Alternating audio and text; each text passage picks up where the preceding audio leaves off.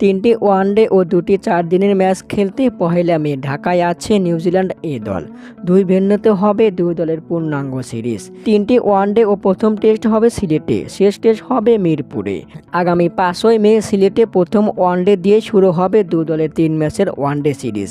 এরপর 7 ও 10ই মে হবে সিরিজের বাকি 2 ওয়ানডে। 14ই মে হবে সিলেটে প্রথম টেস্ট। এরপর 21শে মে হবে মিরপুরে দুই দলের শেষ ম্যাচ। নিউজিল্যান্ডের বিপক্ষে প্রথম 2 ম্যাচের দল ঘোষণা করেছে বিসিবি। ঘোষিত এ দলে জায়গা হয়নি সৌম্য সরকারের।